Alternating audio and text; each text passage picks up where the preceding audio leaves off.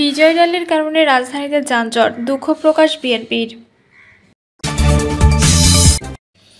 জানাবো ত্রয়োদশ জাতীয় সংসদ নির্বাচন, রাজনীতি গড়ালো ভোটের মাঠে। এবং সর্বশেষ জানাবো 10 বছরের সাজা থেকে খালাস আলোচিত ঠিকাদার জি.কে. শামীম। শুনছিলেন সংবাদ শিরোনাম, এবারে বিস্তারিত। বিজয় র্যালির কারণে রাজধানীতে যানজট, দুঃখ প্রকাশ বিএনপির। বিজয় র্যালি চলাকালে ঢাকাবাসী যানজটে পড়ে দুর্ভোগ পোহাচ্ছেন ঘটনার দুঃখ প্রকাশ করেছেন দলটির সিনিয়র যুগ্ম মহাসচিব অ্যাডভোকেট রুহুল কবির রিজভী। রিজভী বলেন, গত বছর জুলাই-আগস্টে ছাত্র জনতার গণঅভ্যুত্থানে আওয়ামী ফ্যাসিবাদের পতন হয়, ছিল ফ্যাসিবাদের পতনের বর্ষপূর্তি।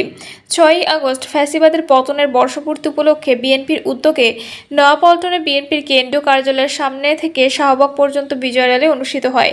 এই বিজয় র্যালিতে অসংখ্য মানুষের সমাগম হয়। বিজয় র্যালি চলাকালে ঢাকাবাসীকে রাস্তায় যানজটে পড়ে দুর্ভোগ পোহাতে হয়। বিএনপি কর্তৃক আয়োজিত বিজয় র্যালির কারণে ঢাকাবাসীকে অনাকাঙ্ক্ষিত কষ্ট দেওয়ার জন্য বিএনপি আন্তরিকভাবে দুঃখ প্রকাশ করছে বলে বিজ্ঞপ্তিতে উল্লেখ করা হয়। ত্রয়োদশ জাতীয় সংসদ নির্বাচন, রাজনীতি গড়ালো ভোটের মাঠে। নির্বাচনের নিশ্চিত গন্তব্য এখন ফেব্রুয়ারি, ফলে 6 মাস বাকি থাকলেও কার্যত নির্বাচনী ট্রেনে যাত্রা শুরু হয়ে গেছে। যারা ইতোমধ্যে নিজের প্রার্থিতা নিশ্চিত করে ফেলেছেন তারা কালক্ষেপণ না করে ভোটের মাঠে নেমে পড়েছেন।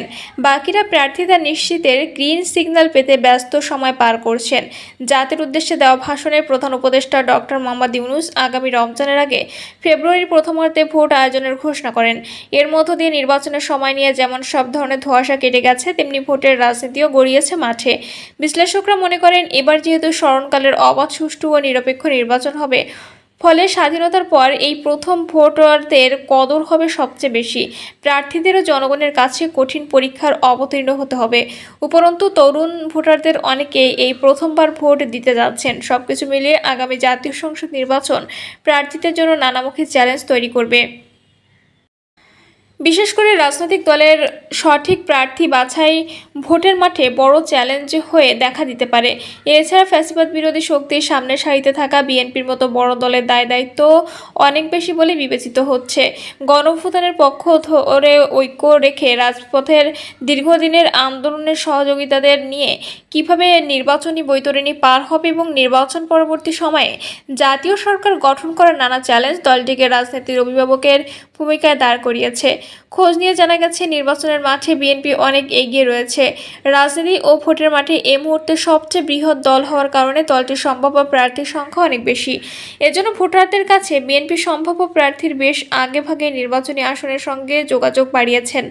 নাম প্রকাশে অনিচ্ছুক বিএনপি নীতি নির্ধারক পর্যায়ের একাধিক নেতা জানান, বড় দল হিসেবে প্রতিটি আসনে বিএনপির একাধিক প্রার্থী থাকবে, এটাই স্বাভাবিক। আবার এখন প্রার্থী ঠিক করার সবচেয়ে বড় কাজ। ইতোমধ্যে কয়েকটি জরিপ চালানো হয়েছে, এখন তৃতীয়বারের মতো জরিপ চলছে। তবে মহাসচিব মির্জা ফখরুল ইসলাম আলমগীর সহ অন্তত 70 থেকে 80 জনের মতো সিনিয়র ও ডাক সাইটের নেতা রয়েছেন যাতে প্রার্থীদের শতভাগ নিশ্চিত। বাকি আসনগুলোতে প্রার্থী কাদের করা হবে তা নির্ধারণ করতে হাইকমান্ডের নির্দেশে জরিপের মাধ্যমে যাচাই বাছাই চলছে। এছাড়া দীর্ঘ আলোচনার আন্দোলনের বিএনপির সঙ্গে থাকা সমমনা দলগুলোর গুরুত্বপূর্ণ নেতাদের জন্য কিছু আসন ছেড়ে দেওয়ার বিষয়টিও বিবেচনায় রয়েছে। এদিকে জামায়াত ইসলামী ইতোমধ্যে 296টি আসনের সম্ভাব্য প্রার্থী ঘোষণা করেছেন। প্রার্থীরা নিজ এলাকায় নির্বাচন কেন্দ্রিক কর্মকাণ্ডে ব্যস্ত সময় পার করছেন। ইসলামী আন্দোলন বাংলাদেশের প্রার্থীদের সাক্ষাৎকার নেওয়া শুরু করেছে। ইতোমধ্যে ঢাকা, চট্টগ্রাম, বরিশাল ও রাজশাহী বিভাগের প্রার্থীদের সাক্ষাৎকার গ্রহণ করেছেন। গণ অধিকার পরিষদের আসন্ন জাতীয় সংসদ নির্বাচনের জন্য প্রথম ধাপে 36টি আসন দলীয় প্রার্থী ঘোষণা করেছে। বাংলাদেশ খিলাফত মজলিসও 223টি আসনের প্রার্থী ঘোষণা করেছে। এদিকে গণঅভ্যুত্থানের সামনে থেকে নেতৃত্ব দেওয়া সমন্বয়কদের নতুন দল জাতীয় নাগরিক পার্টি নির্বাচন প্রস্তুতি থেকে পিছিয়ে নেই। দলটির অন্তত 40 জন সম্ভাব্য প্রার্থী নিজ এলাকায় যাচ্ছেন, সাধারণ মানুষের সঙ্গে যোগাযোগ রাখছেন। বিশ্লেষকদের মতে এবার নির্বাচন আগের মতো গতানুগতিক হবে না। ভোট যেহেতু অবাধ, সুষ্ঠু ও নিরপেক্ষ হবে, ফলে প্রতিটি ভোটারের কাছে প্রার্থীদের ঠিকঠাক পৌঁছাতে হবে। ভোটারের মন জয় ছাড়া ভোট পাওয়া যাবে না বলে প্রার্থীদের প্রচারণায় বেশি সময় ব্যয় করতে হবে। আবার গণঅভ্যুত্থান পরবর্তী সময়ে ভোটাররা যে ধরনের প্রার্থী পছন্দ করেন সেই মানের প্রার্থীও মনোনয়ন দিতে হবে। ফলে প্রার্থী নির্বাচনে দল ভুল করলে প্রত্যাশিত ফলাফল ওলটপালট হয়ে যেতে পারে। এজন্য রাজনৈতিক দলগুলোর প্রার্থী চূড়ান্ত করার ক্ষেত্রে নতুনত্ব সহ নানা দিক বিবেচনায় নিতে হবে। এবার মনে রাখতে হবে, অনেক ভোটার শুধু মার্কা দেখে ভোট নাও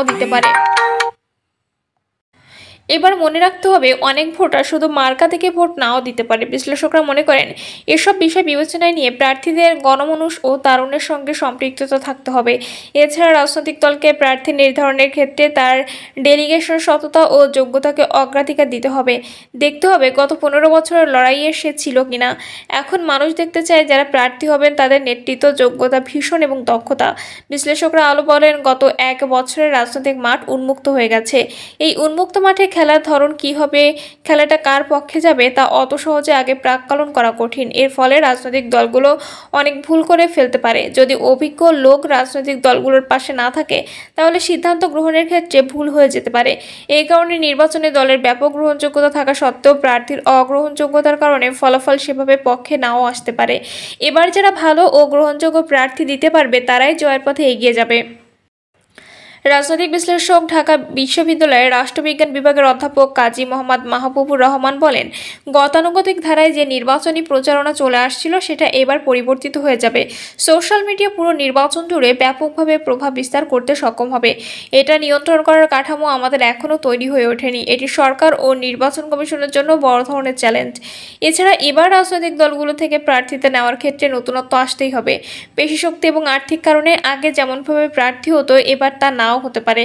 এবার প্রার্থী মনোনয়ন যেসব বিষয়ে প্রাধান্য পাবে সেগুলো হলো গণমানুষ ও তারুণের সঙ্গে সম্পৃক্ততা এবং রাজপথের আন্দোলনের ভূমিকা। জানতে চাইলে বিএনপির স্থায়ী কমিটির সদস্য আমির খসরু মাহমুদ চৌধুরী বলেন, দলের সম্ভাব্য প্রার্থীরা সারা দেশে সব সংসদীয় আসনে নির্বাচনের প্রস্তুতি এগিয়ে নিচ্ছেন। বিএনপি আগামী জাতীয় সংসদ নির্বাচনের জন্য পুরোদমে প্রস্তুত। সবাই নিজ নিজ অবস্থান থেকে নির্বাচনের প্রস্তুতি জোরদার করছেন। তিনি বলেন, বিগত 3টি জাতীয় নির্বাচনে দেশের মানুষ ভোট দিতে পারেননি, তাই ভোটারদের মধ্যে নির্বাচন নিয়ে ব্যাপক আগ্রহ রয়েছে। বিএনপি এবার ত্যাগী এবং অধিকতর গ্রহণযোগ্য জনপ্রিয় নেতাদের প্রার্থী দেবে, তাই সর্বজন গ্রহণযোগ্য প্রার্থী দেওয়ার ক্ষেত্রে অধিকতর যাচাই বাছাই করা হবে। জামায়াত ইসলামী নায়েবে আমির ডক্টর সৈয়দ আব্দুল্লাহ মোহাম্মদ তাহের বলেন, জামায়াত ইসলামী একটি নির্বাচনমুখী দল। অতীতে সব গ্রহণযোগ্য নির্বাচনে জামায়াত ইসলামীর অংশগ্রহণ ও জাতীয় সংসদ প্রতিনিধিত্ব ছিল। সারা দেশে জামায়াত ইসলামীর নির্বাচনী প্রস্তুতি চলছে। তবে সুষ্ঠু, নিরপেক্ষ ও গ্রহণযোগ্য নির্বাচনের লক্ষ্যে রাজনৈতিক দলগুলোর জন্য লেভেল প্লেইং ফিল্ড তৈরি করতে হবে। ইসলামী আন্দোলনের মহাসচিব মাওলানা ইউনুস আহমদ বলেন, 1 বাক্স ভোট নীতি নিয়ে আমরা দৃঢ় আশাবাদী। এখন আমাদের মতো করে দল গোছানোর জন্য প্রার্থী ঘোষণা করব। তারা প্রচারণা সহ সার্বিক প্রস্তুতি গ্রহণ করবেন। নির্বাচনের আগে জাতীয় স্বার্থে কোনো দলকে কোনো আসন ছেড়ে দিতে হবে নির্দ্বিধায়, তা আমরা করব। সমমনাদের সঙ্গে কাল থেকে বিএনপির বৈঠক। নির্বাচনের সময় ফেব্রুয়ারিতে ঘোষণার পর রাজনৈতিক দলগুলোর আরও তৎপরতা বেড়েছে। দলগুলোর সম্ভাব্য প্রার্থীরা নিজ নিজ আসনে যেতে শুরু করেন। নির্বাচনকে সামনে রেখে সমমনাদের সঙ্গে ধারাবাহিক বৈঠকের সিদ্ধান্ত নিয়েছে বিএনপি। এর অংশ হিসেবে গুলশান কার্যালয়ে 12 দলীয় জোটের সঙ্গে বৈঠকে বসছে দলটি। এতে বিএনপির ভারপ্রাপ্ত চেয়ারম্যান তারেক রহমান ভার্চুয়ালি থাকবেন। জোটের মুখপাত্র ও বাংলাদেশ এলডিপি চেয়ারম্যান শাহাদাত হোসেন সেলিম বলেন, নির্বাচনের আনুষ্ঠানিকতা শুরু হয়ে গেছে। 12 দলীয় জোট দীর্ঘদিন ধরে বিএনপির পরীক্ষিত মিত্র। নির্বাচন নিয়েও হয়তো আলোচনা হবে। তিনি আরও বলেন, আমরা যারা নির্বাচনে অংশগ্রহণ করতে আগ্রহী তাদের নিজ এলাকায় কাজ করতে এবং সেখানে জনমত তৈরি করতে নির্দেশনা দেওয়া হয়েছে। জোটের বৈঠক হয়েছে, সেখানে কারা সম্ভাব্য প্রার্থী হবেন তা সহ নানা বিষয়ে কথা বলবো। জানতে চাইলে বিএনপির ভাইস চেয়ারম্যান নুরুল ইসলাম মনি বলেন, এই মুহূর্তে আইনশৃঙ্খলা পরিস্থিতির উন্নতি খুব দরকার। পরিবেশটা যাতে সুষ্ঠু ও সুন্দর থাকে সেজন্য সবার কাজ করা উচিত। এ ব্যাপারে সরকারের আরও সিরিয়াস হওয়া দরকার। অনেকে বিএনপি বিরুদ্ধে অনেক কথা বলে, কিন্তু আমরা তা সহনশীলতার মধ্যে রাখার চেষ্টা করি। এখনো পর্যন্ত ভারপ্রাপ্ত চেয়ারম্যান তারেক রহমানের মুখে এমন একটা কথাও কেউ শোনেননি যেটা কাউকে আহত কিংবা ক্ষতি করেছে। এদেশে স্বাধীনতা, সার্বভৌমত্ব অক্ষুণ্ণ থাকে। গণতন্ত্র যাতে উত্তরণ ঘটাতে পারি তার জন্য সবাই মিলে কাজ করা দরকার। সেজন্য বড় দল হিসেবে বিএনপি যে ধরনের দায়িত্ব পালন করা সম্ভব তা সবই করছে। গণতন্ত্র মঞ্চের শীর্ষ নেতা বিপ্লবী ওয়ার্কার্স পার্টির সাধারণ সম্পাদক সাইফুল হক বলেন, সম্ভাব্য নির্বাচনী অঞ্চলগুলোতে গণসংযোগের কাজ অব্যাহত আছে। নির্বাচনের সময় নির্ধারণ হওয়ায় এখন আরেকটু জোরদার করছে। তবে নির্বাচনের সম্ভাব্য অঞ্চল ও প্রার্থীতা এখনো চূড়ান্ত করিনি। চূড়ান্তভাবে কয়টা আসনে নির্বাচন করা হবে, নির্বাচন কেন্দ্রিক গণতন্ত্র মঞ্চ, বিএনপি বা অন্যদের সঙ্গে সমঝোতা বা বোঝাপড়াটা কোন লেভেলে, কোন পর্যায়ে হবে আগামীতে, এটা একটা গুরুত্বপূর্ণ প্রশ্ন যা সমাধান করতে হবে। প্রিয় দর্শক, এই ছিল এখনকার সর্বশেষ সংবাদ। আপডেট সব সংবাদ পেতে চ্যানেলটি সাবস্ক্রাইব করে বেল আইকনটি ক্লিক করে রাখুন।